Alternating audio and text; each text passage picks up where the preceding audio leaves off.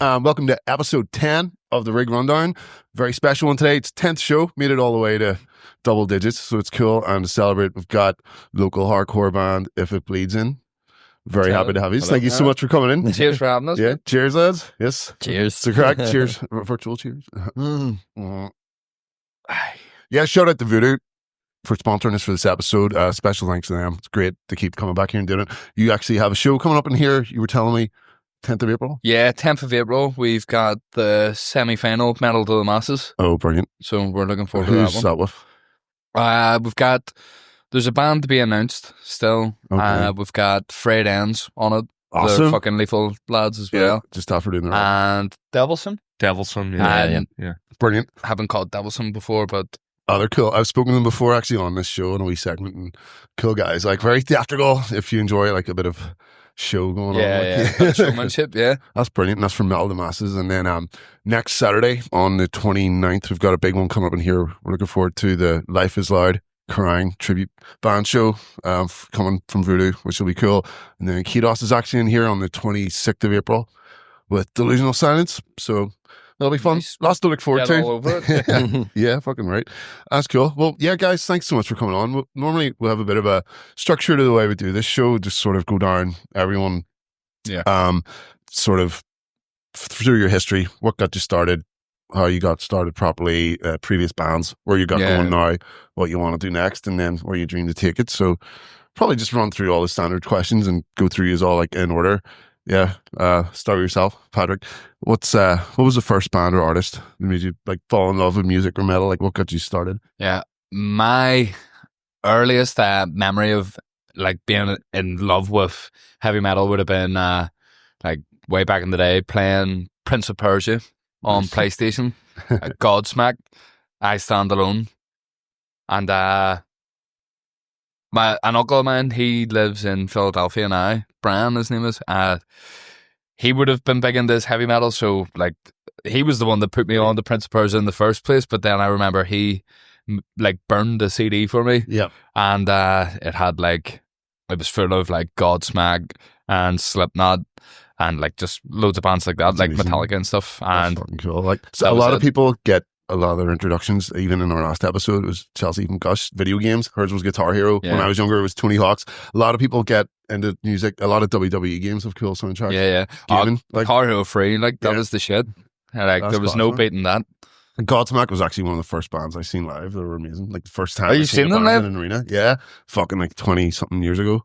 Deadly. Supporting Limp Bizkit and the Chocolate Starfish tour. It was amazing. Oh, that's deadly. Yeah, all good, man. Yeah, dude. What about yourself? What? For me, kind of music was kind of big in my house growing up, so there was always a bit of AC/DC, Iron Maiden, sort of your hard rock, classic rock sort of vibe. Yeah. And then when I sort of started going out with friends and stuff, you know, like 10, 11, 12, it's like got into a bit of a friend group. That's where I sort of found out about bands like Slipknot, Birth My Valentine, Slayer, yeah. And that's sort of how I found the metal. That's cool. And it sort of goes from there, you know. Brilliant. It's kind of it for me, like, you know. Cool. And finally? So for me, it was definitely from my dad driving in the car. My earliest memory is actually one completely unrelated to metal, but it'd be Phil Collins, In the Air Tonight. Oh, brilliant. So all that drum fill. And funny you were saying about Guitar Hero, I actually got into music from Rock Band on the Wii. So we had like the drums, and I'd play Wanted Dead or Alive, Bon Jovi, like 30 times in a row. That's fucking cool, man. And that's how it all started. Brilliant. Well, then that's what got you into music. Do you remember like specifically when you decided you were going to pick up your own instrument or microphone and get into it? Or like, do you know, like I was gonna chirp in there, just funny enough you saying that, but about Rock Band, like when we used to play Guitar Hero free, I was absolute rubbish at the guitar side of it. Right. But the drums, like always, like kind of interested me. The drums was the first and probably only instrument that I ever tried to learn, and I was rubbish at it anyway. But yeah, like that would have been around, what age would I have been? Like probably like 13, 14. That was when I wanted to pick that up. So that early? Yeah. We started like a stupid band. I can't even remember what you called it. It's just a few friends, but we were just covering shit. We were playing like we started off like covering Foo Fighters. All right, yeah, we got to start somewhere. like a few Metallica songs. Awesome. And we just sort of took it from there. And it didn't last very long anyway. But it was good crack, like. Cool. What about yourself, dude? For me, like, I always had an idea I wanted to play guitar. But when I picked a guitar up, I was just kind of like, I don't like this. And then when I started secondary school, I just sort of started jumping on the drum kit and just kind of enjoyed it. Yeah. So yeah, and then I sort of got really into it. And So it was always drums for you? Stig, yeah, pretty much. Stig always needed to beat something up. So he did. Maybe, yeah. Stig's one of the heaviest hitters I've seen on drums, but he's... Yeah. Well, that's what makes a good drummer. Oh yeah, definitely. I think you need to be beating it. Like, but yeah, no. And like, obviously, like at that time, I was still very like wanted to be involved in the music in some capacity. Yeah. So I didn't have my own drum kit for a long time. So our music teacher used to let us like stay behind after school and jam away. Like, oh, cool. Where'd you go to school? Huh? Where did you go to school? Corpus Christi. Oh, cool. It doesn't exist anymore. Like, but it's up in West Belfast. Like, but sweet. Yeah, I used to play the kid after school, and then some boys would have hung out and had a jam. It wouldn't have been like a full band thing, but it would have been where I sort of got the first kind of, I guess you like the bug sessions, if you will. Yeah, that's those. Yeah, it's good crack. Yeah. What about yourself? For me, it was starting in primary school. Like, Wow, they really offered early? drum lessons, and I had to audition. Somehow got in, even though I was absolutely terrible at drums. Could not get the coordination at all. And then I started in P7, so obviously went to big school. Drum thing got filled up instantly. Right. And they're like, there's slots for guitar, so I just started that, and that's kind of when I really got into guitar. Like, oh yeah, you really remember? Like, so did you start just learning with like a school guitar, or did you have like your own already starting out? Or I had this unbelievably shitty acoustic guitar, which I brought in, and I still have it, and it's absolutely battered to death now. But awesome. I just play it all the time, and then it went really well in school to the point where my teacher was like, he said to my dad, he's like, listen, you need to get this guy solo lessons. Yeah. Because he's being held back in his group here. All right. Okay. So then I got the solo lessons, and that really kicked things into action. Yeah. Oh, brilliant. Okay. That's really cool. Steve, what about yourself? What did you ever like, what was your first instrument you ever owned? First instrument I ever owned was it was like a fucking half-size guitar. Yeah. So I was like proper young. This is before I knew I wanted to play drums. And I didn't get much playing. Used to have like the wee orange box and all as well. Remember like the wee tiny fucking amp you had in the house? That actually came afterwards, but I had like a wee no-namer, like a wee box amp, like. Yeah. I had like one of them wee, like, I call them buzzy boys because they're just fart box. Just a wee practice amp. Wee fart box. Yeah. Yeah. Cool. I had one of those. It was kind of like my first guitar type crack, but it still was a real guitar thing, but like I said before, it didn't really take to it, Good. But it started you off, it got you on your journey. Yeah, it did. Yeah. I just knew it. I always wanted to play an instrument, like, That's cool. Yeah. And Patrick, what about yourself? You said you started playing drums. Did you ever get a drum kit? No, I never, I was never invested in it. Like, the closest thing to buying any sort of musical equipment that I ever had was a pair of drumsticks. Okay. I went and bought a pair of drumsticks. Didn't even know what I was buying. I just knew I needed some. And sure, it didn't last the crack anyway. I tried to pick up piano for a wee while. So I bought like a cheap, like it was like a Casio, like electric piano, and gave up on that after about 3 months. It got through in the bin. I bought that for like 20 quid on Facebook Marketplace. And then did you just sort of gravitate then towards vocals, or? Well, I think I've been doing vocals now from about the age of like, I would say 15, 16 was when I was trying to like find my way into that anyway. And how'd you start out? Were you just like on your own in your room? Did you have a go Shouting and be in my like, room, shit, I yeah. can do that? Or did you like aspire to do it and work towards it? Or I did wanted you just realize to you do it. could? Yeah, I wanted to do it. It was like, I used to watch a lot of YouTube videos of like live bands. Like when I was around 14, 15, when I was getting into my like extreme metals. Like I was listening to like Cannibal Corpse and Pantera and bit of screaming. Like Bloodbath and stuff, like stuff that was actually screaming, and I was like, yeah, this is hard. Like this is. So that was your biggest inspirations then, like when you were taking on vocals, you sort of the really heavy stuff like Cannibal Corpse and all. And then like we used to play gigs back in the day in like this big mill that was called Blackstaff Oh yeah, well, did you play gigs in there? Was that back with like Symptoms of Silence and all? Yeah. They're a big live room they used to have. So a friend of mine, Scott Silver, he would have. It was Jam Life. Yeah, well, it was Jam Life, but Scott Silver was like very heavily associated with them, and he would have took a lot of like kids in under the wing, and he was teaching like pretty much whatever instrument you wanted to learn, he could play it all. So he was teaching people, and there was a lot of young bands forming around that time, and just everyone just wanted to have a crack at everything, so they started putting on like multi-genre gig nights. And I was like all ages, wasn't it? Yeah, it was cool. Very, very popular because like we were all teenagers. Like it could have been people from the age of 12 onwards, but every night was always a sellout. It was definitely special. Yeah. Like you had to be part of it. Like I've seen some videos from it, and Symptoms of Silence making music video. Yeah. Gigs, and that was our show too, wasn't it? It was jam packed out. Like, yeah. Like those gigs were they were fucking mental.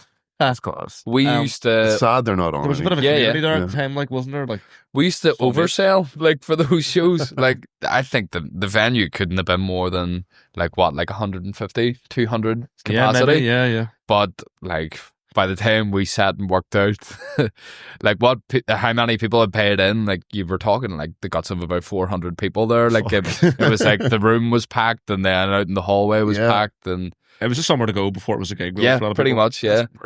But it was incredible. Really fun. I miss it. I think about it like all the time. So what else did you get up to then when you just were in Heel of Achilles? Was the name? Well, Heel of Achilles, like that came about in like a real strange way as well. So like we used to run about in this huge group of friends. Like there could have been like up to like 30, 40 people. As you do as a teenager, like hanging about in a park, you're drinking your barks and your swallow or whatever. Smoking your doobies. Like. But around winter time, like we all used to like sort of migrate. We would have gravitated down towards the Odyssey or the SSE. Just because it was, they had an arcade. It was like a spot to go and like, shelter yourself. And I just remember like my earliest memory of it anyway was being on a bus heading towards the Odyssey, and someone was listening to Die Artist Murder, Reign of Darkness on their phone out loud. Stig started tapping it out on his legs or something, like the drums. I was like, I don't know, I was like shouting it or whatever, and we were just sort of like rocking out to it, and it was like, I think it was me, you, Dara, and Watsy might have been there at that time as well. I can't remember who else it was. No, it was Ran. It's like 12 years ago. So. Yeah, it was a long time ago. Yeah.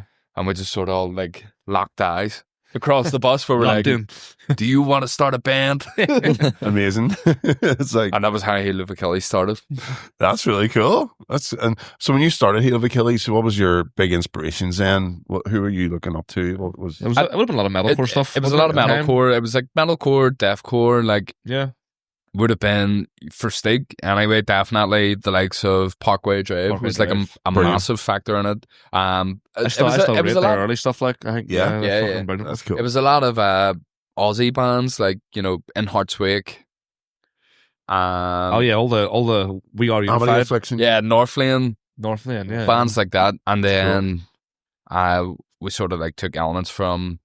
Well, we started getting like very into proggy sort of metalcore, like Heart of a Card. You can say gent, gent. We were gentlemen. Of course. Yeah, for me at that time it was probably Matt Greiner would have been my biggest. The drummer for August Burns Red. Yeah, he was probably my biggest inspiration at the time. Like, that's cool. Watching him play was like, oh fuck, like the first sort of musician. Like, being like, did you see them back in Auntie Annie's? Mandela Hall? No, not. So I think when they played on they did a tiny one in Auntie Annie's. I missed that. It sounds like this is a better memory. Sounds like one to be at. It was one that I was supposed to be at. I want to say 2014. It was like August Burns Red 100th. Yeah. We were like 10 out of 10. Like, I didn't even know I wanted to listen to hardcore at that point. I don't even want to listen to what you're talking about. I missed it as well. Sorry. Like, yeah. Brilliant. That's cool. Yeah, it's good. What about yourself, Robbie? When did you join? So you weren't in Heel of Achilles. When did you come into the picture? So I started when I got to know like Steek first. We both went to college together. Yeah. And I was very much dad rock, like AC/DC, Led Zeppelin, Rory Gallagher, that kind of stuff. And so you weren't into hardcore yet? No. But what he used to sit beside or behind me, and I'd be working away or whatever, and all I'd see is this hand with his headphone lead go into my computer, and then my keyboard and mouse would get pulled away from me, and he'd be like, "Here, mate, listen to this," and then Architects would go on, or Tesseract, or Monuments. Brilliant. And that's how I really got into like this kind of music. And yeah. And how did that affect your playing style? If you were into more sort of regular traditional rock music, and then you get shown stuff like Architects and all, how did that affect your guitar playing? Yeah, you? Instantly bought a 7-string, pretty much instantly. I had to stop doing all those boomer bands and all that. That was a canon event. Start dive bombing and gent chugging. That is cool. That's brilliant. It's cool to hear about everyone's early origins and beginnings. Like, when you started getting into this, seriously, did you take any formal lessons or go for any tuition or coaching or anything? Did you? Well, personally, for me, there was a point, you know, in Hill of Achilles, sort of like later career, where we knew that we wanted to go down a route where we were going to try and incorporate some sort of like clean vocals. Cool. I started trying to take singing lessons off like a vocal coach and stuff.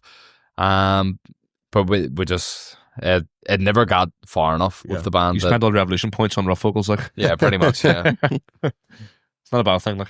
We still haven't even got the show there yet. There'll be a payoff at some point, but for sure. Cool. Who did you go to? Was it somebody local? Someone that somebody personally you knew? Yeah, that's brilliant. What kind of stuff were you doing when you went for vocal lessons? Well, it was actually singing scales and humming and zing. Yeah, we were doing that, and then the Melissa Cross. Did you ever see that? No. That's brilliant stuff. The Melissa Cross Zen of Screaming. It came out about 20 years ago, and she worked with like Killswitch Engage and Lamb of God and all those boys. No, I've never get a screaming technique down using singing techniques. So you're like singing scales and you're humming things and you're doing G's and Z's and then by the end of it you can scream flawlessly without hurting yourself. Well, this was like specifically just for clean vocal style. Yeah, cool. And it was like a lot of classical sort of like theater music. It was like would have been like a lot of Les Mis. Okay. Yeah. Or The New Normal. That's great as well. It's like, it's the same as if you're taking guitar and you want to, challenge yourself by learning Metallica. If you want to learn singing, you need to take it the very difficult. Yeah, definitely. Things like, there was an issue that I used to have a lot of in Heel of Achilles where, like, we used to come off stage or we would come out of practice, I would have like banging headaches, like really, really like debilitating headaches from screaming. And it was just due to bad technique. Lack of oxygen. We say you're getting out of breath and lack of oxygen. Yeah, definitely. It was crazy. Like, it was one of those ones that was like the thought of trying to organize a tour or like having to play shows that were going to be like more than like 3 consecutive ones. Like, it was scary because I was like, am I going to be able to hold it up or is this going to be okay? And that's where the exercises. Andy Sizik, I just started watching some of his YouTube videos and cool. It fixed everything. It was just bad technique the whole time, which I never like. When I was starting vocals, I never really thought there was much technique to it. I thought it was just you have it or you don't. Yeah, especially for hardcore where it is just you're belting it out. Yeah. But there is even, especially for metal and hardcore, because that's where you're given the most. That's where you need to be almost getting more technical, as if you were just fucking pub singing. It's harder on you. So fair fucking play, man, for going and doing all that and taking all that on. That's fucking class. Well, it's one of those ones you live and you learn. Yeah, you have to just figure it out. It obviously all paid off because going by the last record you guys put out, everything you're doing on it, it's coming across very impressively. Like you know what you're doing. You've taken your time. So yeah, man, hard work pays off. Cheers. I appreciate it. Steve, what about yourself? Like any formal lessons? You said you stayed behind after school to get in the drum room. Yeah, so like unfortunately my school didn't really offer drum lessons. They did offer guitar lessons, which I did go to. But what about Gavin? Well, no, that was something else entirely. That was like African drums. But I was self-taught for like the first couple of years, and then I think I was maybe 17 or 18. I started going to a drum teacher, and he was into the same sort of shit as me at the time, which would have been like the proggy, like Meshuggah-esque genty sort of stuff. Mm-hmm. So he really sort of broadened my understanding of like, I guess, more advanced limb separation that comes with that sort of stuff. And Cool. he sort of opened my eyes to the more like linear style of playing, like the stuff that all the gospel drummers do, but actually the metal drummers do it as well, you know, that sort of thing. Sweet. Yeah. So I think I went to him for like a year, and yeah, he was really cool. He's probably the best drummer I know in person, Awesome. like personally. So yeah, he was a good lad. He played for the Heart Machine, and he filled in for Monuments a few times. So this guy, I forgot all about him. Yes, John Gillen. Yeah, I know John. Yeah. He was going to actually stand in for Kidos a couple of times, but never got into it. Yeah, he's no, he's a machine. Like. Yeah, awesome. Yeah, he's really good. So you did train him with John, and that's really cool. I like what was cool about John was like, I was kind of past the point where I was where like I don't have any interest in doing like rock school or anything like that. Yeah, you know, like the stuff that you would have done had you had lessons when you were like, you know, at a young age. We just went straight. He just turned around and he was all like, "What's a song that you think's really hard to play?" And we'll break it down and play it. That's what I was saying. Yeah, when you're taking lessons or giving lessons, you need the student to want to know it. Exactly. Like you need to care about the songs. You can't be teaching songs that they don't matter. You know, literally. So I picked "Rot" by Northlane. Awesome, because it's the drums in it are I can actually sneakily intricate. Like you know, I can remember you trying to learn that. Yeah. So it's we broke it down like note for note, and he helped me kind of like learn it, and it was very valuable. Awesome, you know. Awesome. But then beyond that, it's kind of kept trucking along, self taught. But that's like that year kind of brought me forward a good bit. Yeah. Now, how'd you find then taking on the coaching and the tuition when it came to writing your own songs and developing your own music?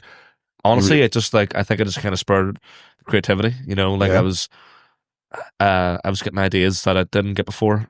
I feel like whenever you're a drummer, you kind of get into like a rut of like the same sort of fills all the time, and you know, you listen to a band for a while and you like what this guy does, so you do what he does. And I kind of think that was kind of the break there. You know, like it sort of opened that up a little bit more and sort of considered different ways of doing things. Yep. You know, and like that's something that forever changes if you're a drummer, I think, and probably same for guitarists as well, like different kinds of licks or whatever. I wouldn't know what I'm talking about there, but yeah, like cool. It sort of pushed me forward in that sense in terms of just like thinking about it differently. You know, how I want to approach a fill or a groove. You know, so yeah, very helpful. Awesome. Yeah, cool. Robbie, what about yourself? You said you did go to guitar club, but then sort of got picked to go into solo lessons. So I went down like the traditional route and did all the grades. Oh man, that's awesome. I know, and I kind of wish I did that, because now those grades, they're like worldwide qualifications. You can take them anywhere. Like get you know stuff like. But I had two guitar teachers actually. One from school. His name is Rory Nellis. Cool. Sort of local acoustic-y performer. Great guy, really good teacher. And another guy called Brian Keenan, who was more of a classical player. Awesome. So I had two very sort of different styles of teaching. That's amazing, dude. Which really helped with like learning the grades, and even I teach now, so different approaches to everything, and it's been really handy. And shout out to both of them; they're really good. Man. Without them, I'd probably be like laying brick somewhere. Yeah, fucking right, dude. Well, here, that's fucking awesome. So yeah, talking about how you all learned and got your tuition. Do you remember the first ever track you sort of nailed, start to finish, played it like? Oh, what was or sang, if not played, where you kind of were like, shit, I know how to do that. I can remember the first ever track that I ever thought that we nailed. Yeah, what was that? Rack Rent by Chelsea Grin. 100%. You went home and listened to it and realized, nope. We used to jam it a lot. Yeah, we used to jam it a lot, and we thought, you know, that was it. Like we were the shit. We were like, we may as well be Chelsea Grin. It was not the case. In fairness, it was a song that was like for the most part easy, but still heavy as fuck. Yeah. You know? So yeah, it was good that way. Awesome. That's cool. So yeah, we talked about how you met earlier when you were on the bus on the way down to the Odyssey. So that was Heel of Achilles. How about If It Bleeds? How did you develop from If It Bleeds? Was this guy? Well, yeah, pretty much. Stig was like the mastermind behind it all. So that there's like layers to this. So like me and Arders and Ryan. Arders the rhythm guitarist. I say rhythm guitarist. That's me, another guitarist, and Ryan the bassist. Us three we're maybe gonna do a project together for a while. And then me and Paddy always talked about getting back like on the horse, like, you know. From Hail of Achilles came to an end. Me and Stig always had like an interest in starting another band. Like, it was a case of when. It wasn't a case of it was a case of when, really. Pretty much. I knew it was happening. It was like in Hail of Achilles, me and Stig, we were into hardcore. We were into the heavier sound, and some people wanted other stuff. Like they wanted like more melodic or proggy or whatever. Like we just wanted straight heavy. Because there was a good variety in that. Yeah, went a lot of ways. That was kind of like we just wanted brute force and ignorance, like, you know. Yeah, no, absolutely. It's good to have a firm idea of what you want and to stick to it as well. So what happened was we were at a show. It was Kublai Khan were playing. It was Chelsea Grin. Kublai Khan were supporting, and we were stood at the bag, and Kublai Khan came on, and we just gave the look. It was like, it's time. It was time. Yeah. So as soon as we came out of that show, like had a fire lit under our arses, we just says, let's do it. Let's start a band. And Stig assembled the Avengers. Put the call out.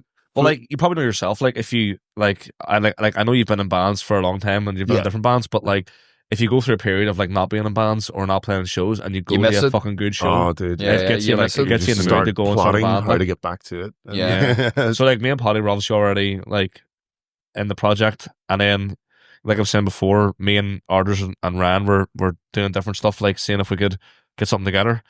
I'd never met these guys before either. Like there was a potential meeting. It was the one and only show that I couldn't make for Hail of Achilles, and we got a fill-in vocalist for the show. It was a Deer's Head show. What was Ryan's other band? Apriil? Apriil. Yeah, Apriil. They played the Deer's Head. It was the only show. McHugh's basement. Oh, was it McHugh's? Yeah. McHugh's. I've actually been to some amazing gigs down there in the sun. Yeah. Like you wouldn't think walking down there you're in for a really good night, but that's the hottest room I've ever been in my life. Like, Don't know what it is about the place. It's so fucking hot. I think that was the only time where I could have like potentially had a run-in with any of the people that were in the band with now. Yeah. And it was the only show that I didn't play. You ran into me, but you've forgotten. No, don't say that. Lorna Shore, I was wearing a Hail of Achilles hoodie. Yeah. And Paddy comes up behind me and goes, "Hey, that's my band." Sick, dude. See you later. Ran up to the front. Every now and then you see someone someone that out in the wild. Yeah, you do. You still to this day, like I still see the odd person down there around in like a Hail of Achilles t-shirt or a hoodie or whatever, and I'll be like, they don't know. They don't know, but I know. So when you decided to start If It Bleeds, did you had the song? You said you were watching the Kubi Clan. So you knew exactly what it was going to be. There was no discussion of what we knew it was going to be hard. Yeah, we knew it was going to be. We didn't specifically say it was going to be hardcore. We just knew that we wanted to do heavy, hard tunes, and that was it. Yeah, I think what we're doing is some kind of modern version of crossover. Yeah. So like in the 80s you have like your like thrash and your traditional hardcore sort of sound. Nowadays it's kind of like very much you've got that beatdown sort of thing going on. Yeah, very slammy, very dramatic, slammy sort of stuff. But then you also have like the the riffiness and like the the screaming as opposed to shouting. It's sort like of vocals. Listening back to your guys' stuff, it feels like it's very much written for the live environment. Like, see when you're like turn when the riff slows down, you can almost imagine, This is a really interesting point, because if I was in a frame of mind for writing music for Hail of Achilles, for example, I would have been thinking like, how am I gonna like hear this song? Like, how can I make this as interesting as possible in terms of like the listening experience? Now I'm thinking like, this would fucking slap live, Yeah. Like people will get hurt to this shit. You know what I mean? And like I think that's a good way to think about it, because when you actually put yourself out there and you go on the stage and what you've done actually does go hard, you're like, like that's brilliant. It's a good way to look at it, because at the end of the day, that's when you're going to do most of your shit is on stage, Fucking right. I get that like some bands are more focused towards the studio end, and some bands are more focused towards the live end. So I guess you could say previous projects for me have been the studio end, but this time it's more focused on the live side of things. For the latest record you put out, it really has captured a live energy. Like I said, you can just imagine a whole crowd of people beating each other up in a big circle to it. Yeah, and everything's slowing down and speeding up. It's very geared toward crowd fucking participation. So it's pretty cool. Like, yeah, that's not. I mean, that's the objective. I think, you know. So I'm glad you're saying that. You know, it's working or something. You know, like yeah, no, it's brilliant. That's cool. That's so what you want at the end of the day as well. Like, isn't it? It's like you're trying to engage the crowd. Like, if the way I see it is, if they're not participating, then I feel like we're not doing what we're setting out to do. You don't just want people sitting watching you. You want It's not enough. It's not enough. Like when we come off stage and people come up and they're like, "Oh yeah, that was nice set." It's like, that's not what I want to hear. It's like, I just want to see some cunt on the floor or some cunt fucking lift it up. Yeah. We're all here for a good time, like, you know. Yeah. Yep. That's it. Like, that's cool. So you did your first EP, "We Can Kill It." Mm-hmm. It's a great EP. You do have a self-titled intro track. What made you just wanted to call the first track after yourselves? Because I guess it's like just completing the phrase, you know. If it bleeds, we can kill it. So if it bleeds, song, we can kill it. I suppose is maybe the idea there. Yeah. No, you know, it was sort of like a concept EP. It wasn't meant to be. It was just it sort of flows very well. If you listen to it start to finish, it feels very much like a very, you know, packaged experience. You know, the songs aren't jarringly taking you to different places, which is cool. The thing with If It Bleeds is that it was kind of rushed in a sense, that we were offered a show. Like, say, like the band, we knew that the band was happening by September, but we didn't have a practice until October. And from October, we knew that there was going to be a show in December that we were going to play. So we needed songs and we needed a name for sure. And if we were going to have enough songs for a set, then we were like, we may as well do an EP. We were just brainstorming for a long time. We came to If It Bleeds, with says, like, obviously just because of the film and stuff. And the concept came from that. That's class. So also from Predator, the quote. It's like, I really like that movie as well. I really like the movie. Well, you didn't want to go for something entirely made of Arnold quotes, like Arnold Core. Yeah. That would have been cool. That's awesome. It sounded tough. Yeah, so you've the first track on it, it's a self-titled one, and it blends kind of seamlessly into the next one. Yeah. Was that on purpose? That was intense. How you do it live? Again, like, that ties back to the, you know, thinking about it as a live thing. Yep. You know, I'm thinking about something to just get the set going, you know, sort of. The song's like 44 seconds long. And I feel like in that 44 seconds, it's kind of like, this is what we're about. You know, a bit of a statement. Exactly. You know, statement of intent. You know, this is what the next 30 minutes are going to be. You know, it's going to be speed up, slow down. It's going to be fucking mean. You know, I'm so tough. I'm a fucking tough guy. That's fucking cool. You know, and then the first track, V1, you just put it out as a single recently. Very recently. Yeah. You did a video with Kyle Colby. Yeah. On it. That's cool. I'm a big fan of his videos. Kyle's the fucking man, like. Oh, yeah. His stuff's brilliant. He does a lot of stuff for Archives as well. Yeah. I have never seen one of his videos and not been floored with being impressed. Like, was he the obvious choice that there wasn't anyone else? Yeah, I mean, like, it's a labor of love for Kyle. Yeah, even all the way back from when Kyle first decided that he was actually going to go into cinematography. Even, like, I hate to, like, keep talking about Hill of Achilles, but even as far back as that, he offered to, you know, shoot videos for us and stuff, and just to you know, find his bearings and get a start in the industry. That's brilliant. No, a lot of people starting out, when you're starting things, it is just your mates and being friends with people and a great sense of community. You know, you never know who is going to turn out to be a next big shot. Yeah, and there's honestly no better hobby. Like, you know? no, that's it. Yeah, that's cool. Well, so what was the inspiration for Versus One? Is it Versus One or? First, whatever you want. First V1, one, V1. Yeah. Thing.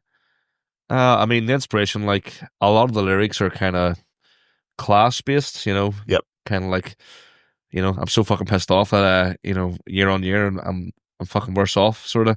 Yeah. It's kind of the crux of it. So it's, you know, Versus One is in 99 versus 1. Oh, like the 1%. We're the 99%. That sort of brilliant. Thing. That's cool.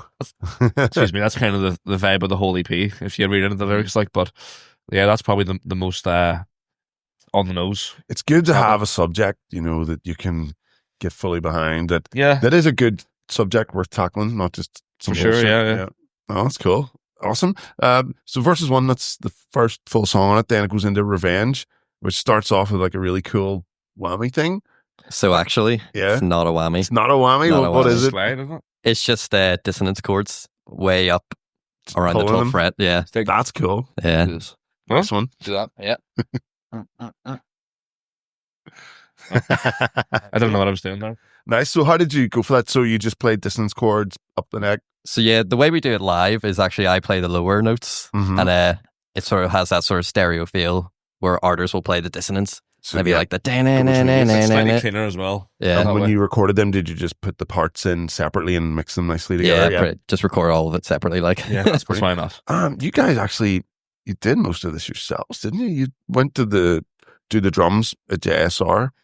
Yeah, so Yep. we basically the sort of thinking there was we tried to make it as budget friendly as possible Brilliant. because we're not kids anymore and we fucking have rent to pay. That's it. It's kind of the short answer. Everything's So bloody costs now. basically, we sort of put our heads together and said, well, what can we reasonably track ourselves, without it sounding like shit. So we kind of agreed, well, guitars and bass, easy, we're in the digital Usually age. you're lining that in anyway. Yeah, pretty much. Yeah. And then vocals it's kind of 50-50, but we got a good situation going. If you have a good mic, a good preamp, and a good room. Well, this is what we sort of thought we had, So yeah, And then drums was the thing we were like, we maybe don't have the facilities to record really good drums. So that's where Josh comes in from the engineering side at least. But then obviously he went on to sort of post-production elements of it as well. Oh, that's good. So did you, when you did all your own bits, send it back to Josh then to have it finalized? Yeah, exactly. So I think we started with drums. I went to Josh. We had a drum day. We banged all the tracks out, and he obviously had his projects then. And then in the following weeks, we sent him our stems. Cool. And then he got to work on the mix and master. Basically. What did you give him? Just like your dry DI plus your own effects that you made yourself, and then give him a choice. Yeah, exactly that. So like I basically said to Josh, look, we're going to give you dry, and then our on your sound colored, I guess. Yeah. And you can use your best judgment. You can blend them. You can add. I your know own he told me he sends stems off to people to get reamped. Yeah. In other countries, there's a boy who has all these different amps and mics, and he just gives them the dry guitars. He mics it up to whatever you want, sends it back to him. Yeah, It can all be done remote. It's amazing. Yeah, that's actually something that he was into doing himself at one point. Yeah. When he was in Burkat, he used to, because he shared a lot of amps with Johnny. Reamp for people. Yeah. No, I mean, he would have done it on his own stuff. Oh, brilliant. So there was like at one stage, I think there was like dual rectifiers, and then at another point there was like 6505 plus. So all the sort of classic metal amp sounds that you want to have. So yeah, like it's unsurprising that he would do something like that because it's it's like that signature sound, I guess. That's On the brilliant. amp, like, That's cool. And talking about Revenge, the breakdown in the middle. There's a really cool vocal part on that. It's different to the rest of the vocals you're doing. Oh, How do you mix those styles up? How do you record that? What was the inspiration for that? Is this just you trying lots of different things out? Yeah, that was Paddy almost dying in my refer garage. back to earlier on where we were saying about like it'll pay off at some point. Showing vocal techniques. We just wanted to fuck around. We knew it was going to be a hard hitting part of the song. We just wanted to throw in techniques that were gonna go hard with it. Yeah, it's brutal. Like you can. We actually tried that a few times. We were just trying to get takes we were happy with, but in the end, we just sort of we just went as low as we could on one take, Awesome. And sort of like mid range on the other, and it sounded nasty. So we knew it was good when we listened back to it and we all burst out laughing. You knew it was good because it Everyone got the was face, like, it got the face of grin. approval. Yeah. It wasn't even the grin; it was the. So that's 2 layers, a low and a mid. Yeah. So that's how you created that. Yeah. Brilliant. That's fucking cool. I was gonna say, do you use different recording methods for different styles? Did you go handheld for any of it, or did you just do it all into the recording mic? So, this is where you all come in. I'm like the recording guy for vocals. What is the microphone that you use? So it's a SM7DB, which is the one that has the built-in preamp, which I thought Paddy might need. Because usually you have to get a cloud lifter to get some good volume out of it. Yep. Paddy didn't need it. Cool. I immediately had to turn it off. It's like, you've got enough volume for that. Awesome. Yeah. And in my garage, my brother and dad, they're very handy, built a studio kind of room. And then I built like this, it's all these acoustic blankets on stands and like a little kitty It's like blanket a on fucking fort, top. like, you know, like an arcade It's fort. like a blanket fort, and then just stick the mic in there. It did really well for deadening the sound as well. That's brilliant. It's just kind of like, have you ever heard of the IsoVox? The wee, it's like a wee box. The IsoVox, yeah. Those things are wild, dear, for all they are. It's really just any kind of box you can box around yourself. To build them yourself, really cheap. Well, awesome. What we figured out anyway with that microphone was that you were able to put your hands on it. Like, you could actually hold it if you were screaming and stuff. And cool. It made me personally like a bit more confident with trying sort of like slammy vocals. Well, it's more of a physical style performance. You're not just standing there singing. You're like, you've got to really go into it. Any recording experience I ever had was just, you had to just stand in front of it. You had to be the same distance and try not to move. Yeah, there was a spit guard. Like, this was the first experience I ever had where you could fucking like grab it. It felt like raw and live, and so it was good. To be fair, I feel like that's always been you anyway, you know. Definitely. It was something that I always wanted to do, that, you know, I'm only getting to do now, and it's gonna bring out a whole new sound in, you know, newer tracks that are gonna come out hopefully very soon. That's fucking cool. That's so the next track then, Detachment, it's gonna say about if there's a epic technical breakdown in it, and how do you find, you know, balancing out the heaviness of your guitars with the stoppy bits. Like, you're obviously using a noise gate. 2, actually. 2, yeah. I was going to ask you about what's your noise gate situation for that? So it's on the Cortex. There's like a noise gate on the input itself. Awesome. Yep. So that was turned on automatically, and I was like, it's the one I really liked using is the Fortin Zool noise gate. It's unbelievable. Brilliant. It just cuts everything and makes it so clean for doing those kind of breakdowns where you need the silence in between. Sweet. Awesome. Yeah. Well, then your final track on the EP, We Can Kill It. We Can Kill It. That was your first single. Mm-hmm. Yeah. Oh, yeah. It's picked up a lot of traction. It's got loads of Spotify plays and YouTube plays and everything. It's really cool. You did the video for that one. Was that Kyle as well? Yeah. Yeah. And where'd you do that? Limelight. Yeah, Limelight 1, yeah. Oh, awesome. Yeah. That's very professional. That was setup. A fun experience. Yeah. Yeah. That was for like that brief time, I felt like a rock star. Yeah. Like, you get being to up run on that place? stage, those lights, it was cool. Yes, Awesome. we basically one of the freelance techs that works in there, a fella called Butler. He basically just like designed it for us and done a light show for us. Shout out to Butler. Cool. Shout out Butler. And he's got it all figured out, listened to the track in advance, and he sort of came in and built it and sort of done, like, tailored it to the tune, like, so it was, you know, really, really good, like. Awesome. And I think we're very happy with the end result, like, it's pretty good video. Wrapped up in delusion of choice. Money talks, and power listens. People play, it's starvation. Money's words in both directions. If it bleeds, we can do it now. Born to suffer in a world without peace.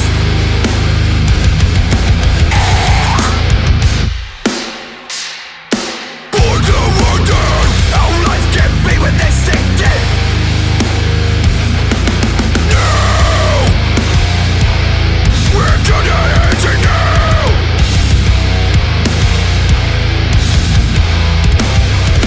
No, we're gonna end it right now.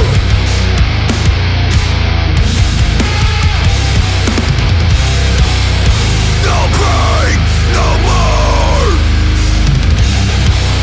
If it bleeds, we can kill it.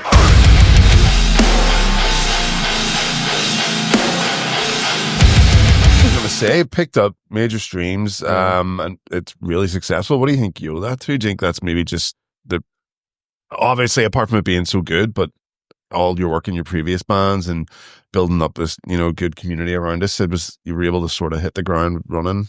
I mean, like, being in a band before means that you probably make less mistakes because you've made them already. Yeah. And then, you know, playing those live shows, and I'll keep going back to the live thing, but you sort of just get a sense of what works and what doesn't. Yeah. You know, in terms of like what's heavy or enough and what's groovy enough for any given bit.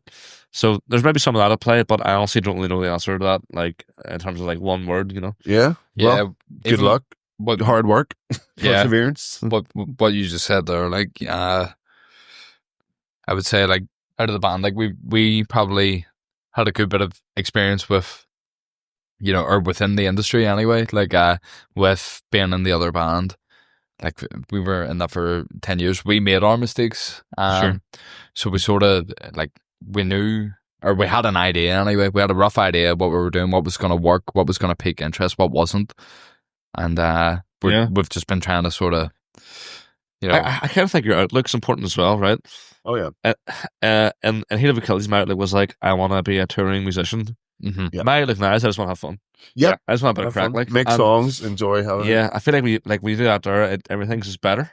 Do you know what I mean? I don't know. It's almost if you're trying too hard to make something happen. Yeah, it's never gonna fucking happen. You're never gonna satisfy yourself in that sense. But if you go that direction, but take it at your own pace and do it for yourself, who knows? The feel of this band is like totally different. Like just in terms of the crack, like that's cool. The energy, like how easy going everything feels, and it just flows, and it comes across for sure, like in everything, in the music and all your material. It looks like there's a lot of fun to be had.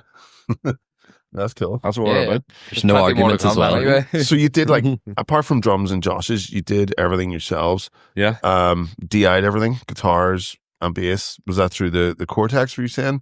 Actually, just through the standalone Neural DSP amp sims. Okay. The plugins. But it'd be the same thing, really, wouldn't It's the same kind of thing, yeah. So what did you go in through physically? Just the interface? It's like a Roland Rubik's or something. Sweet. I bought it when I was 16. And it still works. It works really well. It works. Yeah. Get you from A to B. Yeah. That's really cool. And then did you find any mad sort of setbacks or unexpected issues when you're self-recording? Anything come up in your way that you just had to fucking sort out quickly? Arders didn't stretch his strings when he came up to mine to record. So it was going out of tune in between, like during takes. So remember to stretch your strings. Yeah, so that day was a bit of a bust, but it all worked out in the end. That's cool. And then going at your own pace, doing it sort of DIY, having no deadlines, no, hurry up, we're out of time in so long. That I'm sure helps as well. You're able to go to the end of the night, have a drink, have a bit of fun with it. Very stress-free, the whole thing, to be fair. It was like... That's brilliant. Yeah. But even recording that EP, like, that put things in perspective. Like, I do, like, when I listen through the EP personally, like, I can hear the difference in, like, songs that we've recorded earlier compared to, like, what was recorded after. And I think that going forward, we'll probably do things different, like we'll probably like try and get a few things banged out all together that we know is going to be released, in sort of like succession to each other. Yeah. Oh, so there's a bit of consistency with like, levels on the mix. It's also more cost effective. Yeah. Oh yeah, that too. Yeah. I think, like, for anyone that's, or the average listener, I suppose, of the EP, like, they're probably not going to notice it as much, but for us, it's like, it's very obvious. Yeah, of course, when you've made it yourself. Yeah. That's cool. So what gear and effects were key to shaping the sound of the tone on the record? Lots of gain. Yeah. It's all, our stuff is like, there's barely any effects. It's all just distortion and amps. Cool. I thought there was some whammies, but that's all just discordance and pulling it. The one effect we do use is a filter. Yeah. So you kind of cut all the low end, isn't it? Yeah. Yeah. Yeah, it's sort of like a bandpass. Yeah. I would say. With like a resonance boost. It's like a real mid-heavy. It's just like chugs with loads of mid. And that's like, it's used in the backgrounds of breakdowns. Sweet. Which is, it hits hard, like, when you have it in there. The main breakdown, and We Can Kill It, is probably the first thing we used it on. Yeah. And it's a very, like, I don't want to quote Peep Show, but, creating an incredible sense of dread. The longer the note, the more dread. It does that, like, that's the desired effect. Brilliant. That's cool. So when you did your songs, did you write them all in the jam room, or have anyone write any of the songs themselves? Did you evolve them as you were recording them, or how did they come about that way, structurally and stuff? So it was all bang that shit out. Yeah. I don't want to talk first there. So, yeah, this is Stephen trying to be humble, but Stig is the brains behind the band, 100%. Like, I would love to be able to pick his brains just to see how that shit works, but like I said, we had our first practice in October. We knew we had a show that was coming up in December. We had no songs. And I don't know how Stick does it, but he just went bang, bang, bang, bang, bang. There's 5 songs. Learn them. Brilliant. Just send them in with everybody's bits done, being like, this is your bit, this is your bit. So that's so helpful when that happens. Like, If It Bleeds is Stephen's baby. Nice. Yeah. Yeah. Well, usually, sometimes though, you'll find in bands, you can have songs that it just comes down to the end song. The song is the person's baby as you go along. Do you know what I mean? For sure, yeah. Yeah. I'm sure that, like, with the next few releases, it's going to have a bit more of everyone's sort of personality into it. We're definitely making more of a shift into that. Yeah. Like we have been, you know. But like, it's, if someone has 5 songs... We were under time constraints. Yeah. And Stephen was just, you know, he was feeling it, I suppose. Yeah. Strike of inspiration. Sometimes you can like real funk and you just bang them out. Yeah. And other times you can't fucking, I don't know. Other times you can't think of anything. Swings and roundabouts. It's like, if that sort of shit, like, it is. Then I had to learn it and then tell you that some of those parts were impossible. Yeah. You wrote them all in MIDI. Yeah. Cool. What about, is anyone any favourite moments from the EP? Anything that stands out on any particular songs? That's a good question. That is a good question. The breakdown of We Can Kill It. Yeah. I still enjoy it because it's just, it has that thing we're talking about, the filter. Yeah. And you have the dun, like at all the different intermittent parts. Probably my favourite moment as well, because now when we play it, people know to sing that back. Yeah. It's getting to that point now where people know to shout, We Can Kill It back to us. And even like just at our last show there, you know, I was getting people to come up. I was saying, take this mic from me. I was like, if you know the words, sing it. If you don't know them, you know, just fucking shout some shit. Yeah, just shout anything. And people were, and they were taking the microphone and they were having a gig with it. Some people actually knew the words, but come the breakdown, they knew exactly what was going to be said. And that's fucking brilliant. Yeah, it felt good. It was like a payoff. Yeah, you know? That's awesome. That's really cool to see. Brilliant. Yeah, like talking about your gigs, you've done some notable recent ones recently with Party Cannon and Survivalist. Yeah, what was that like? Sick. Yeah, that was unreal. Packed out. That was our second time with Party Cannon. Yeah, it was. Yeah. Oh, brilliant. Yeah. The first time was with Gamma Bomb, wasn't it? Bomb. Yeah. Gamma Bomb, Party Cannon. Gamma Bomb as well. Yeah. Nice. That was a class show. Yeah. Yeah, the Gamma Bomb show was our first show that was people were fucking properly swinging digs. That was my first time ever actually catching Party Cannon as well. Cool. So it was good crack, you know, seeing people throwing about the beach balls and the they go inflatable dolphins. Yeah, it was brilliant. It was a party. Yeah. Like people were doing push-ups and shit. And, someone was riding a crocodile, like an inflatable crocodile. But the aftermath, I think we were on at like 4:00. Awesome. And it was fucking mental. It packed out. Yeah, it was busy, like really busy. For that time of day, I suppose everyone's off work and stuff, but for that time of day, I wouldn't be out at that point. Like, you know, that's brilliant. Personally, so it was nice to see loads of people out and, you know, swinging things like fuck. Yeah, you know, it was good. Like, well, did you get hanging with the Party Cannon guys? You know, they're like, yeah, they're all 100%. They're just like fucking Scottish guys. Like, are they that crazy in real life? Yeah, well, they're just like us. That's the way I always say it. I'm like, one of us. They're really down to earth fellas. Like, you did Christmas Aftermath as well, didn't you? Yeah, that was our debut.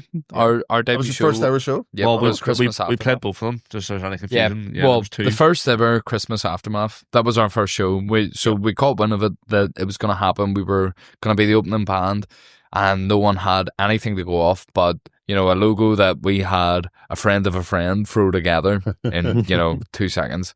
Yeah. So, no one knew what we were gonna play, what it was gonna sound like, you know, who was in the band, anything. They had this little, like, I don't even know how they made that logo, but it was just threw together just so we could throw it on the poster, you know. Brilliant. For sure, yeah. Maybe that's what I'll get tattooed. How do we prep for it? Yeah. For the first time. It was a bit scary because we basically looked at it and was like, so we've got, I think when we first started jamming, we worked it out. We had like 7 weeks till the gig. And we thought it was going to be a disaster. Like, well, like I say, we're not young anymore. Yeah. So it's really hard to get practice time in. Yeah. So we were maybe getting 3 hours a week. Sundays were designated. Yeah. Yep. it's good to have a specific day everyone can agree to. Yeah. Well, that was our day. It's changed now. It's all up in the air now. But yeah, it was the definitely day. scary when we were first just jamming the tracks, but I think the gig was maybe the confirmation that we're gonna be okay. We'll be all right. Brilliant. Do you want to talk about what happened in the gig? What did happen? What did happen? We played the songs way too quick. Oh yeah, we had a 30-minute set. That's okay. That we was had a 30-minute set, and 15 minutes I think we finished. Whoa. Yeah. Oh, we twice as fast. blew we our load. already hit the 2 times. Twice as good. Yeah. We blew our load. That was good though. That's brilliant. To be fair, like there was like not much talking or whatever or crack on stage. It was just more like get the fucking tunes out the fuck, you know. Yeah. It was well received though. Like, yeah, it was. To be fair, like I was quite nervous. I hadn't played a show in like 4 years. Yeah, same. So I was really like, I felt like I was fucking shaking and shit. Yeah. My stomach was in knots. I was shaking. My knees were literally shaking on the stage until we played the first song. Aye. And we walked on to Alabama 3. No. Wasn't Alabama that 6? Sopranos? Yeah, No. Sopranos, but that's Or how was it what do you call GTA them? 4? Alabama. No, it was That's GTA it. 4. GTA 4. Oh, it was 4. GTA 4. My bad. 14. It's good to have a good walk-on theme. Is that something you do a lot? This is a big part of our ethos. Yeah. Actually, Every show, every show, it's this a is new like a- Is song. it different? Yep. So like this is a discussion that takes place over weeks. What's our next walk-on song? And it's a fucking spirited debate, like you know, in terms of like what we're gonna have on. It gets There's always a lot of very, very strong suggestions. Yeah. So maybe that's something we could start doing. We could start posting on the story saying, you know, what Get do you some want like a to vote. walk on to next. Yeah, maybe. But Dwindle we've it down to done, 2, get a 50-50. yeah, we've done GTA 4. We've done Fallout, the series. Nice. We've done the song from that. We've done the Sopranos theme song. We've done What's that? Fortunate Son. Fortunate Son. We've done We've done Cube and Pete. We've done Cuban Pete from The Mask. We've done What's the rap one? TPM, Don't Yeah. Have Your Money. TPM. Yeah. And it's always something That different. was Everyone for can Dublin. look forward to a different Specifically, one. that was tailored for Dublin. Brilliant. Yeah. Because fuck Fine Gael and That's fuck cool. All Fianna Fáil Fáil. too. How do you approach the live sets then? So you put a lot of thought into your walk-on song. Yeah. Mhm. Is the set, what do you mix it up each time, or do you have a specific regimented set you go through? It depends. It- So the it last used to be few regimented. shows, we sort of mixed up a little bit, but Yeah. we used to have a certain order. But now we're playing a couple of newer tracks on the set that aren't really shit, Cool. and trying to balance the energy has been a bit of a challenge. Right. So we're sort of trying to put them in different places now because some of the newer stuff's a bit, because it's fresher, it's like not as Yep. easy to play.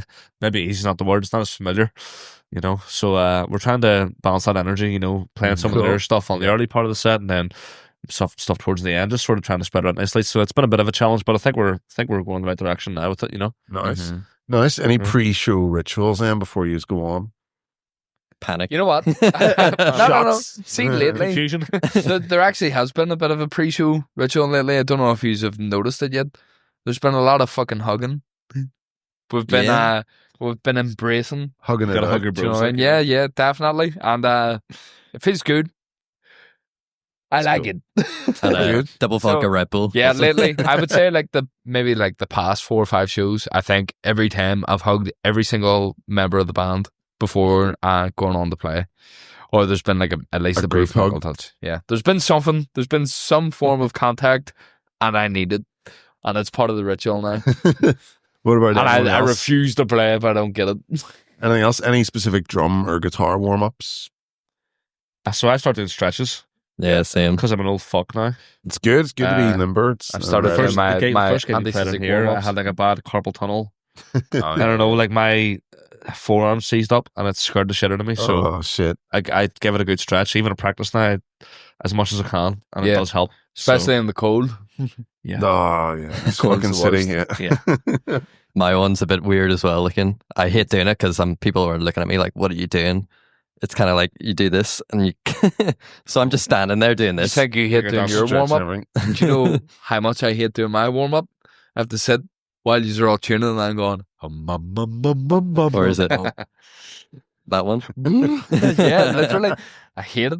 Hate doing it. It's in front of essential yous. though. You Yeah. gotta do your I ritual. walk into another room to do it, Yeah, that's every it. Or time. go outside or go out back or something. or I wait until they're like actually playing something to do it so they can't hear me. It's awesome. What's your like ideal place to play in Belfast? I mean, if ever you've played so far, where's been your favorite? In here, In here? Also in here, yeah. Awesome. 100%. I'll say this: here. the Crypt of the Riff was like my favorite gig we've played. Oh, I love those. It was fucking class. That's a hot take. It's very comfortable in here. I think everyone agrees. You know, I don't think anyone's played here that hasn't liked it. Yeah. Well, I would It's say a tight Crypt venue. and Metal to the Masses, Yeah. which are both in here.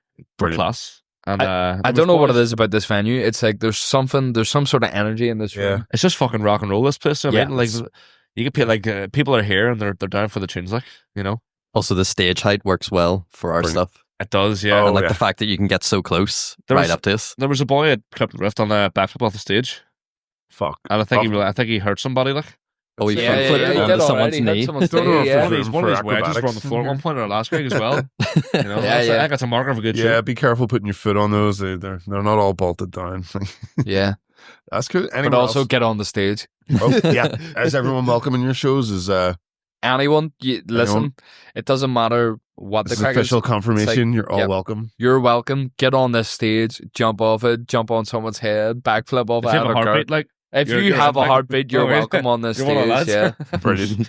Is there anywhere locally you haven't played yet that you'd like to? Anything you've your eye on? It's a good question. Mandela Hall, I think That's a venue. Yeah. Yeah, that'd be cool. just for like photos and stuff. The That'd be Empire, sick. I like playing the Empire. Empire's cool. Yeah, I like the stage height and all, and it feels it's cool in there.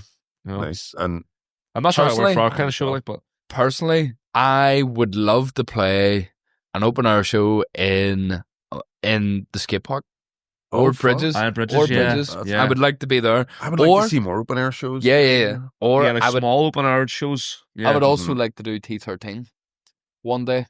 Is this still One a day, thing? like down the line. Yeah. Oh, cool. Yeah. They used to have a venue called T13. This is dreaming. Contained. This is me. I'm putting it out They there. used I'm to have- manifesting. Do you remember that there? Years Yeah. ago, I remember. And they called vaguely, it Contained. A long And it time was ago, like a yeah. section of the warehouse where they got some shipping containers and like squared it off into like a, Right. I want to say like a 200 cap sort of deal, like, and it was all light That's deck cool. stage, and it was fucking class. But I don't know, like it just never happened again. Oh, they should do something like that, especially in the Contained summer was and cool, all yeah. ages. Contained was class, like yeah. Mhm. That's brilliant. Nice Yeah. one. Cool. Well, what can fans expect then from your live show when you guys are playing live? Is there, I think there's a lot of violence. There's a lot of Two-stepping. two-stepping. Oh, yeah. Yeah. But a lot of moving slamming. and grooving. Backflips. Yeah. Yeah, Awesome. just Is a there bit any- of madness, like. You know, Any that's what we're- surprises planned for live? Any, the way you said Party Cannon have their inflatable dolphins and balls and shit? I think of our walk-ons as a bit of a surprise. I would say the closest thing to a surprise that we have for our live performance is just the walk-ons. Yeah, You know? Like I don't know, like, obviously it's usually the start of your set. Like there's not a whole lot of people there for it, but every Yeah. single show, almost always anyway, it's always a different song. There's a lot of thought that goes into what song we're gonna pick. So like personally, I look forward to seeing, if people react to it, like if they're like, oh, that's that me song. too. Yeah. It's like you were saying, when we played Dublin, we walked out to TPM. TPM are obviously a rap duo from down south. They're actually the Mary Wallopers now. It's the same two guys, like. Oh, right. Okay. Yeah. Cool. But their I didn't know stuff that. is very like it's all about like class conscious sort of Yeah. stuff. So Yeah. it sort of mixes well with our lyrics, in my opinion. And Big it was time, yeah. good to. I think it was good to sort of play it for like the Dublin guys, like When we were actually Cool. we sent that track over the engineer, and he was like, "Oh, is that fucking TPM deadly? on TPM. That's deadly." Fuck on That's deadly. cool. Yeah. And what would be your most memorable gig then you have played so far? The last one was fucking rowdy. Yeah. Yeah. For me, the last show, like Is that Metal to Masses? He? Metal Yeah. to the Masses, it was In just here? there was something in the air. We were on first and it was still fucking Again. mad. Yeah, Yeah. That's awesome. it took a bit of work, but I egged on the crowd enough to do Yeah. some crazy shit. Shout out James. It would have to be, yeah. Shout out, Shout out James. 100%. It was a great show. Yeah. Thanks for having us on that. Like, It's cool. Metal to Masses, it's brilliant to see every year. It's just everyone Yeah. comes out to it's it. Yeah. incredible. I Good always idea, say like- sold out. the talent that comes through that competition is crazy. Yes. Yeah, and that's almost how I've made friends with everyone on the scene. I've made friends with who I Yeah. wasn't already friends with was on the Metal to the Masses. Yeah. Like, it's so good for networking and meeting new people as well. Yeah, like obviously, like I feel like for me and Stephen anyway, like we were out of touch from like the local scene for a while because of not playing in bands and stuff. So now, like, obviously getting just back great to to see, playing like, shows, isn't it? yeah, Everyone's it's doing bits, like, it's good. There's all these new bands, like up and comers, like bands like the likes of Impulse to Resist and all, and they're all young kids, like, well, Brilliant. kids, they're like teenagers, they're all like 19, 20, Yeah. and they're fucking like killing They're it, you know? lethal, Like, Unbelievable. I'm like, what is going on here? Like, Yeah. I don't know what we were doing at that age, but we weren't producing shit like that, you know? That's awesome. Brilliant. Yeah, it's mad to think what they're going to be doing in a couple of years. Yeah, now. That's Like, incredible. That's it. When you see a young band that impresses you, yeah. that's what you're thinking They of. did. Where are gonna They be? blew me away when Yeah, I seen them. we played a show with them in Limelight with Terra's Survivalist, Awesome. and they opened, and we were like, "Holy fuck!" You know, like all these like young guys are meant. Impressive wasn't even the word, yeah. Students, like, Yeah, that's brilliant. but they fucked. Impulse to Resist then. Yeah, Yeah. they're Well, one for to everyone watch. to check out. One to watch. Definitely. Watch. It's a shame they dropped out of the Mail to the Masses. Though. They were Yeah, I was actually trying to supposed miss to play on them, our yeah. head. Oh, for fuck's sake. And, somebody was sick or something, yeah, they had to drop Yeah. out. Yeah, they had Part a of me, good- I hate to we say were it, part of me was relieved that they weren't playing it, you know, because they're fucking very Yeah, good. they're Like I think they're gonna go very far. Yeah. Like definitely. Are there any other local bands you think deserve more recognition? Anyone you have your eye on or any more favourite? There's so much talent. There like is. see It's a great spot. in this city alone, like there's been a massive like resurgence, even, you know, in the hardcore scene, like the bands like Embrace Execution, Frayed Ends, like they're fucking Bellwood, like bands like Yeah. that, you know, they're all And most of those are Like just killing it. Daniel. Like, yeah. yeah. But then, you know, there's guys as well, like Carlin, he's trying to start his own promotion company thing as well. Near Cool. Death Collective, they're putting on a lot of hardcore much shows. There's so Yeah, much yeah. happening. It feels like the local scene is starting to boom again. And Definitely it, is. it Belfast. felt very is that how stale, you would very describe our stagnant. scene expanding? Yeah, Seems like 100%. it's on the up and up. Yeah. I've been following the local scene like ever since I was a teenager, like 20 something years ago. And I've seen it, you know, spike in popularity. And right now it seems like a really good time, especially with things like Melt Yeah. of the Masses, where you have every bloody night a place crawled yeah. out. yeah, definitely, yeah. It's a good time to be getting into it. That's class. So speaking of Melt of the Masses, apart from you guys are in it, any other predictions? What do you think the final's going to look like? Who else? Hopefully us. You guys. Hopefully us. Well, I think final 6 people, right? Isn't it? Yeah, it's a big one. yeah. So from How do you what go? I'm gathering, then I think Farmwolf. there's Yeah. 3 semi-finals here, so it's going to be 2 bands of each heat. Yep. Yeah. Are you asking? I don't know if this is cheeky, or is it going to be like our predictions for who we think's going to go? Yeah, through yeah. the Who do finals? you think? Who've? I mean, because you think they're brilliant, not because you of Yeah. whatever way you think the crowd will go. I think I think Farm would have a good I chance. think Formworth will be, Yeah, hearing that a definitely lot. be in the final. Hearing that a lot. I think Frayed Ends will be in the final as well. I think From Ruins. I could see From From Ruins being in Ruins, it. yeah. Yeah. They've kind of making waves, like, so they have like they're one to watch too, like from Oh, Ruins, yeah. you know, Yeah, for definitely. sure, like, you know, Us. Hopefully us. You guys, Hopefully us. it should be a shoo-in for the final if all Yeah. goes as it should. So who's our final pick? I would like to see the boys in Microtonal go Yeah. through as well. yeah. That's another young band. Young up and coming yeah, thrashers. they're like, yeah. Thrashers. Yeah, They're and, actually in here. I don't know if the show will be out in time for Monday, the 31st. They're playing with Troopers Doom, the original Sepultura guitarist, oh, you on the serious? 31st. And Nice one. Yeah. So Microtonal are on that with Psychosis. Yeah. yeah. And Their we'll new look at frontman Marty, that is a very good friend of mine's younger brother. So Cool. like that's a perfect example of like you know the younger generation, like they're Yeah. starting to it. And the pick it all up. community all fucking yeah rallying they're around. taking That's up the class. mantle. Have you any advice to give to newer bands breaking onto the scene? 'Cause- Don't do drugs. Don't do Actually, drugs. don't. But For the well, younger do, but generation. not when you're working. Yeah, just just try to have fun. yeah, have fun, Don't overthink enjoy it. it. Like, don't overthink shit.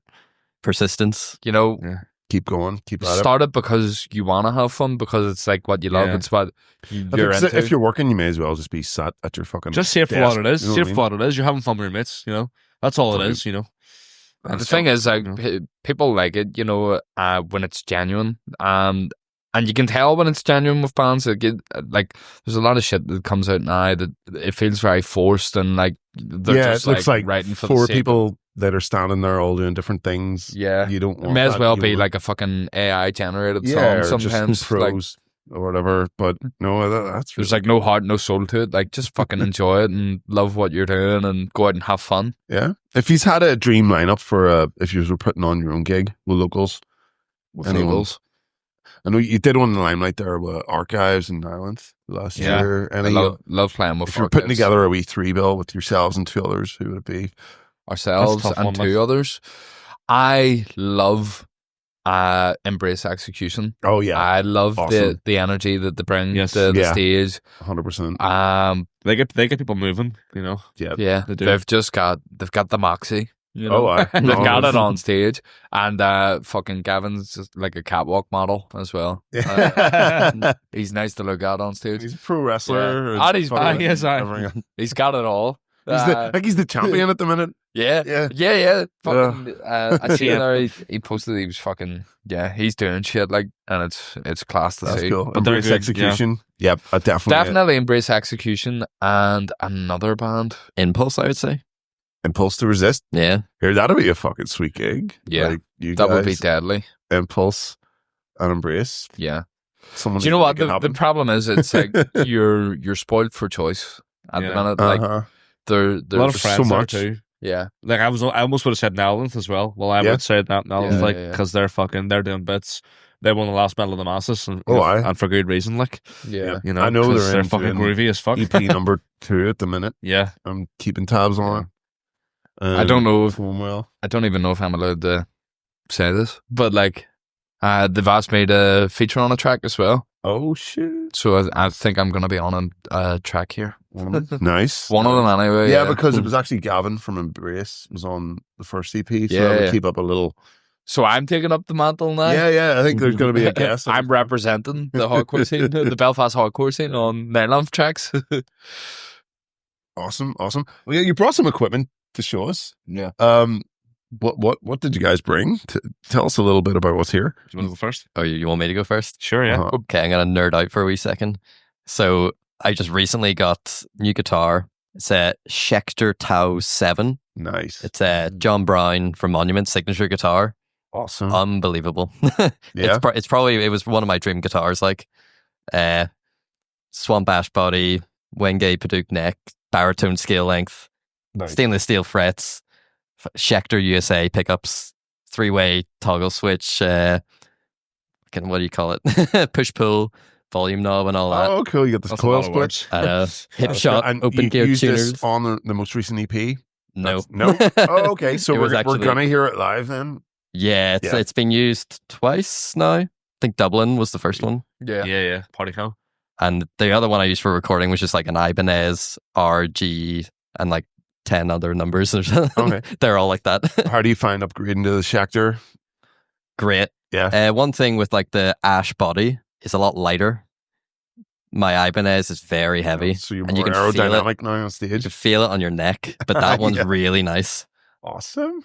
And it's a sick guitar. And actually, I've never had a 7-string that wasn't my Ibanez is multi-scale, so it's got the fan frets. Right.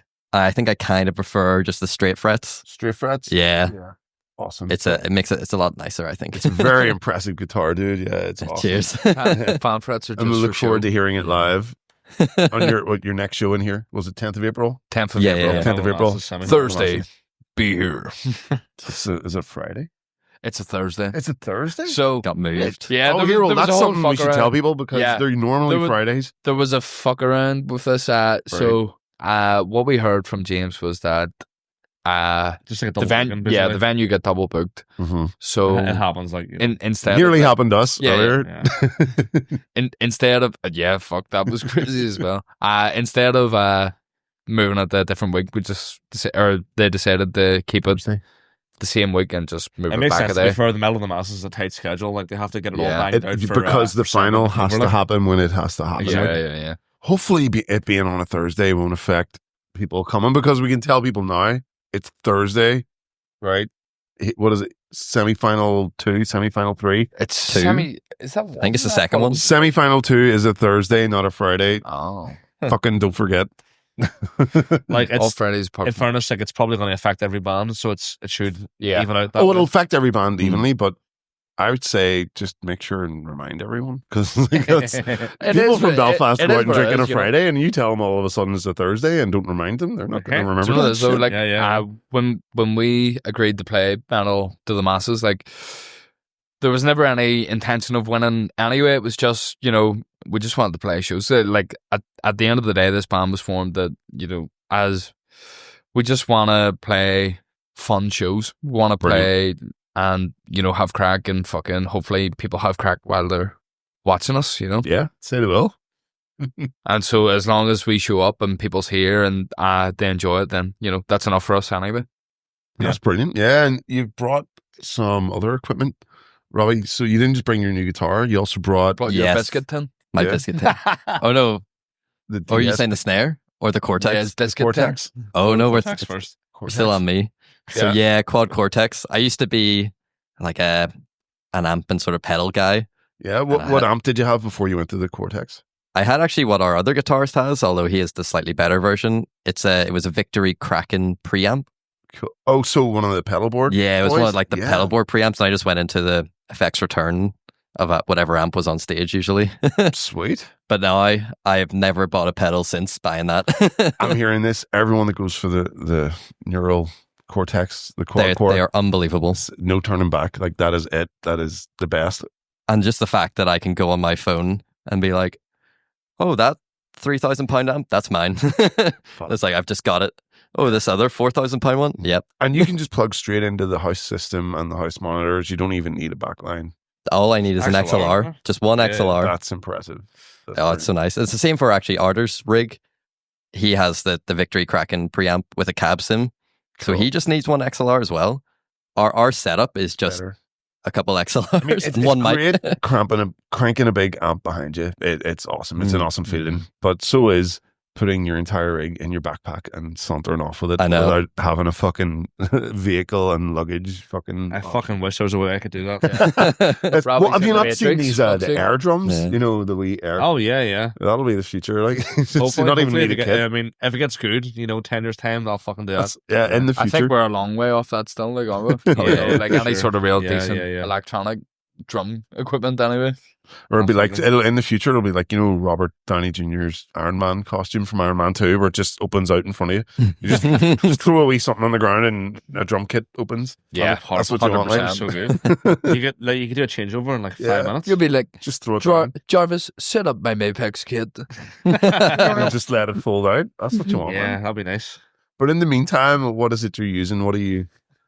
Before we have the technology to have instant kits. So mine's it's a Mapex Mars 2014 series. Nice.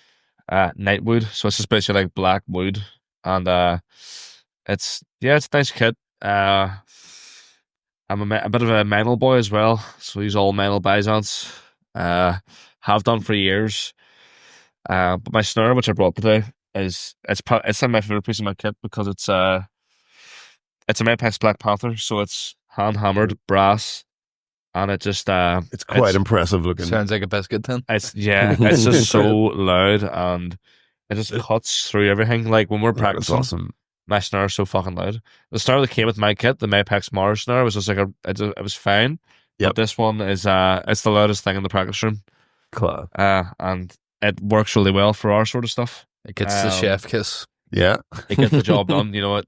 And did you bring your whole kit to JSR to track your drums, or did you use anything of his or anything? So I think I used his shells, and everything else was mine. Brilliant. Just because laziness. Yeah. Well, if he has his setup and it's ready to go, sometimes you're going to overcomplicate. Josh is actually drums is not his main thing, but he is better tuning drums than me. Okay. Because he'll be sitting behind his computer and drummers will play things and they'll go, that doesn't sound right. Yeah. So, I'll leave it up to him. Like he keeps his shells and good neck that way, But that's what I play on the pedals as well. They're not there. I don't know what I looked over. What pedals do you use? They're Mapex Falcons. Nice. So I think they're discontinued, but I really like them because they're as heavy as I want them to be. And I feel like that's the battle with pedals.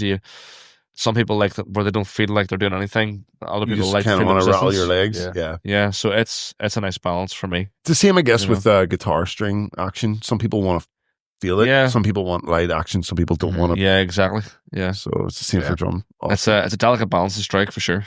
Cool. You know, that's awesome. Yeah. Paddy, what about yourself? Any bits of equipment? Any dream pieces of gear? I haven't got a baldy. Well, that's for being the front man. You can use house mics, house speakers, and you can just concentrate on being the front man and not worry too much about gear. Like I hate the sound, like the stereotypical, like I'm just a front man, just a chill front man. But see, to be honest, that is actually quite a job in itself. Yeah, to not worry about mics and shit. I just kind of show up and whatever is there, like that's what's getting used. I did buy a microphone on the recommendation of Stig. And I can't even remember. Like a recording one, a live one? No, just for practicing. It's one of the Thoman. I want to say it's a T-Bone.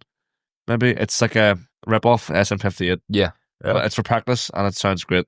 Mm-hmm. What's what you want? Like you've pretty much. Well, it pretty much was just a 58, only half the price. Like 58 for vocals, 57 for instruments. Yeah. Can't really go wrong from there. Yeah. But like 50, it's like they're like £89 now. Oh, wow. Well, the T-Bone's like 50, and they're just as good. Just as good. Yeah. So good advice for anyone. Thoman, T-Bone. Yeah, definitely, especially if you're on a budget. Like, but as we all are, fuck. For sure. I would say if there's anything I probably need, I would like to get a nice set of in-ears. Dude, I would say for doing vocals, in-ears, game changer. You know when you're in the studio and you're doing your mic takes and you've your big headphones on and you've got quite a precision control over your voice. You can hear everything. It's like that while you're running around. It would just, for as long as I've been especially for screaming and gutturals and stuff, you need to hear every vibration of your throat. Yeah, definitely, yeah. But for as long as I've been, playing live shows and stuff, I've never, ever used in-ears. I've never, had that sort of like... You need to practice with it for a while before you gig with it to get used to it.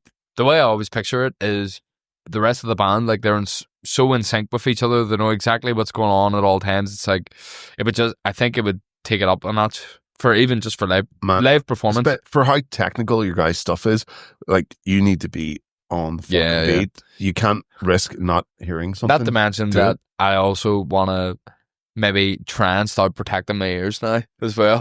And it protects your voice too. You're not going to push too hard if you're getting clarity in there. Yeah, which is also part of the reason why, like I was saying earlier, about the head. And it's not just for singing heavy and hardcore shit. Whatever you're singing for vocals, 100%. Absolutely anything, yeah. If you're a guitarist and if you have a 4x12 and a valve amp and you can crank it, you probably won't need in-ears to hear yourself. You could probably invest in. But if you're singing in-ears as well, 100%. Yeah. That's so cool, man. Yeah. Have you got your eye on any in particular? No, I haven't. Baldy. I'll wait until there's decent sets. You can get a set from Thoman for like under 200 quid, which will have your buds, your radio, and your sender unit all in a package. Yeah. Normally, they're the tech guys. Like they know their shit when they're talking about. Well, usually it comes in 3 different bits: your sender unit, your radio, and your earbuds. Yeah. And you can buy them all apart or together. Mm-hmm. And that's all you need. You're like, sweet, easy. Yeah. Well, I think we're all kind of due an upgrade anyway on like in-ears and all that stuff. So we'll probably buy that as a package together, and then it's all the same shit. The RF stuff, it's not cheap though, Yeah. It's like average 200 quid a channel, like, so. Yeah. That's one thing. You got yourself stuck. I know. Being in a band is not fucking cheap. Oh, shit. This has happened to me before. I can't remember how to undo it. Oh, no. Try not to open it. Commercial break. Sorted.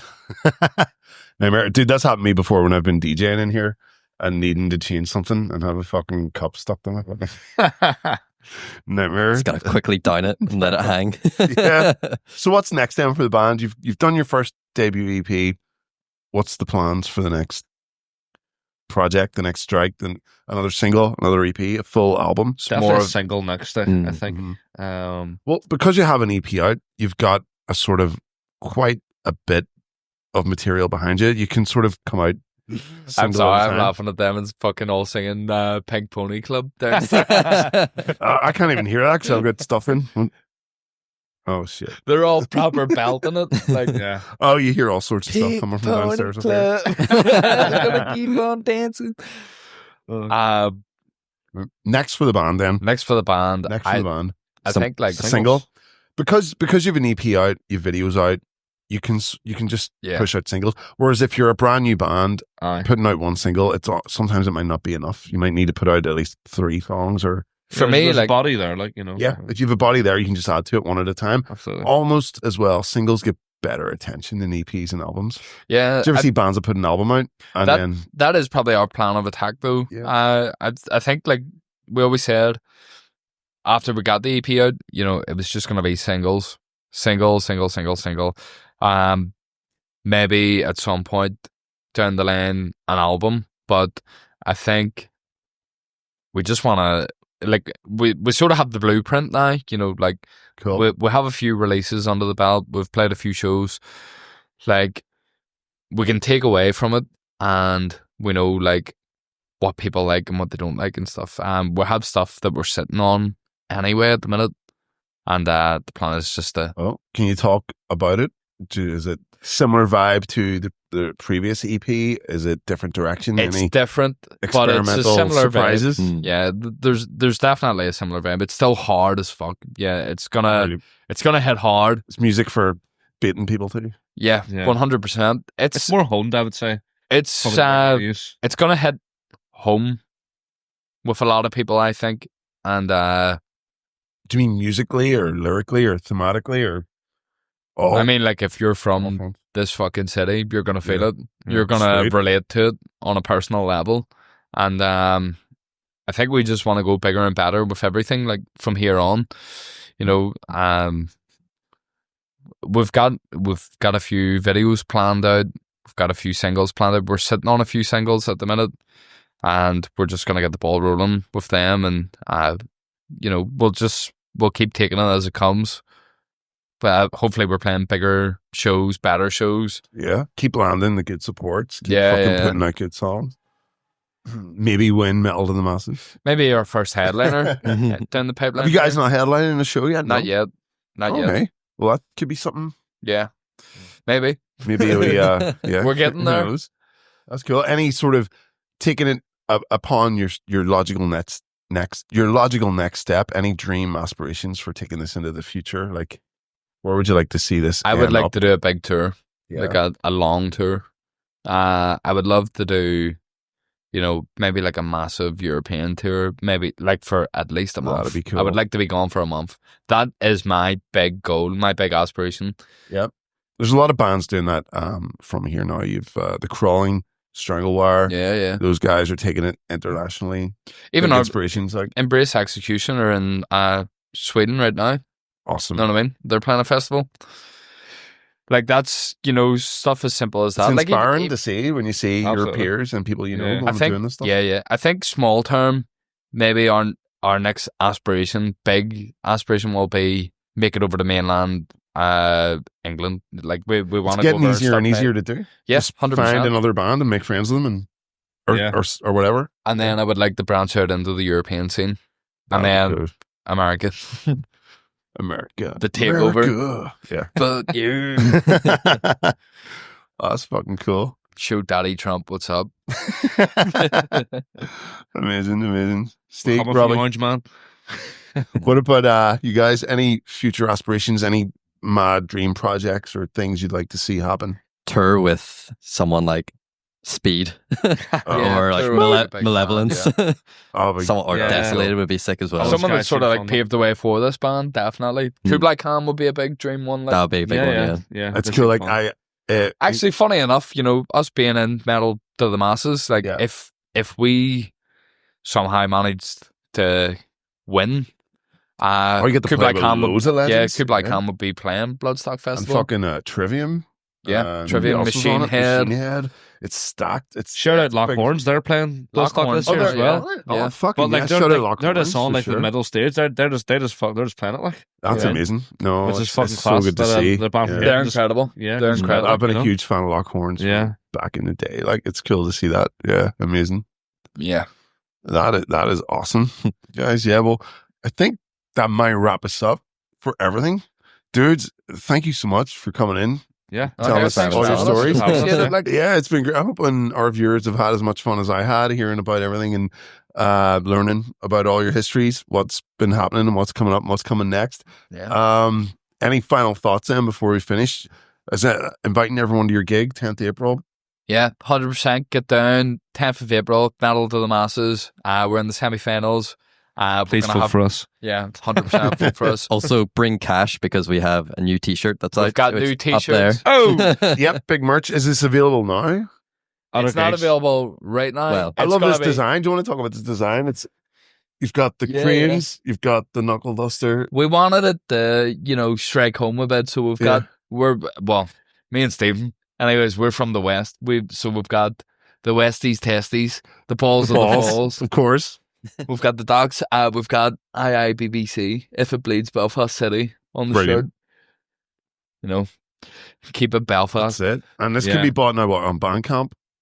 We haven't gotten none of that set up yet. At the minute, it's just going to be directly through us or, Come and see us. Come Cut see out us the at the show. middleman, get in down to touch. the shows, fucking have a chat and get a t-shirt on. Amazing. Well, guys, thank you so much for coming down. This has been great. This has been the Rig Rundown, episode 10 with If It Bleeds. And thanks everyone for checking us out. And we'll catch you again in the next one. Boom. Bye. Thank you. Dudes, awesome. Thank you Lethal. so much. Thank you very much, mate. Man, class. Fucking shell!